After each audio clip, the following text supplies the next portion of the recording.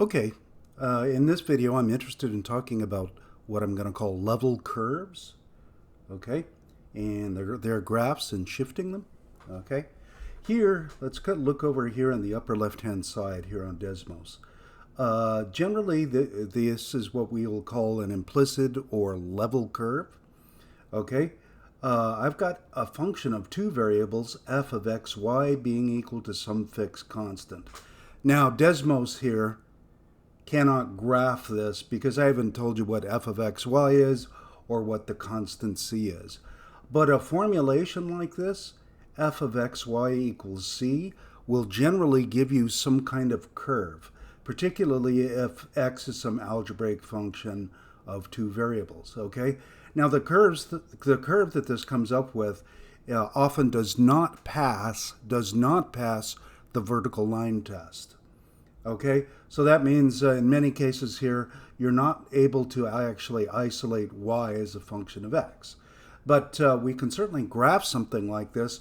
So we're thinking of the set of all points x, y that satisfies some condition, f of x, y equals c, and that's what we call the graph of that level curve. Okay, let's take a quick example here that I've got up here. I've got the following. I've got x squared plus y squared equals 4. What's my f of x, y? What's my function of x and y? Okay, the function f of x, y is x squared plus y squared. My constant c over here is 4. Okay, so my f of x, y is x squared plus y squared. Do you see that that is a function of two variables?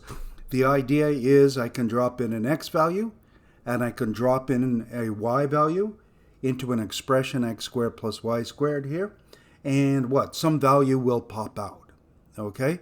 Okay, some value will pop out.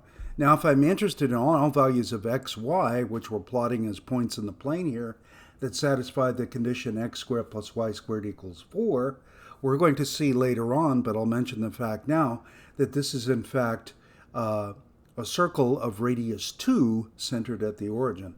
And you can actually see that right here on Desmos, okay? You can see that this circle, so this is the blue circle, radius 2, centered at the origin here, okay? All right, let's take this label off here. I don't know why that's on there right now. Okay, now we're going to be shifting stuff like that in a little bit here. Before I do that, I'm going to take this off and just take another couple examples here. So let's come down here. What's a different example of a level curve? How about this? X squared minus y squared equals 4. Okay? That's a different kind of a curve. Okay? What's my f of x, y this time? It is actually the function of x and y being x squared minus y squared, right?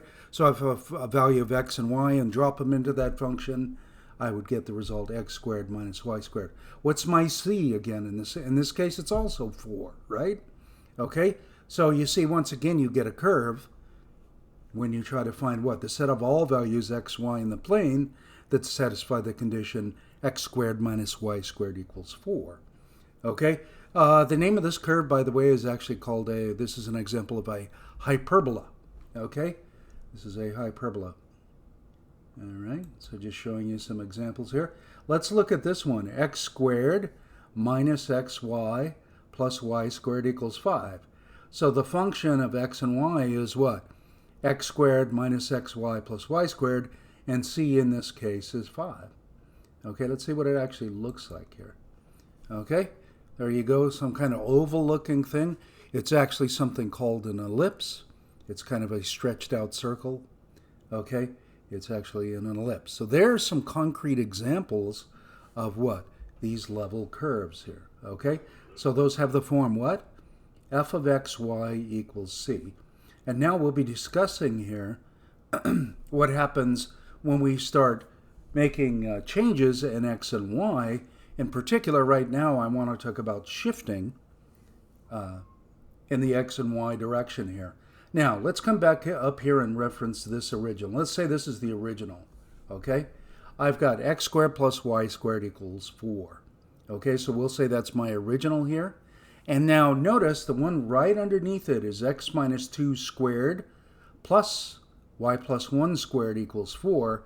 You can see what I've done here is actually replaced x by x minus 2 and y by y plus 1. I left c the same. I didn't change the c.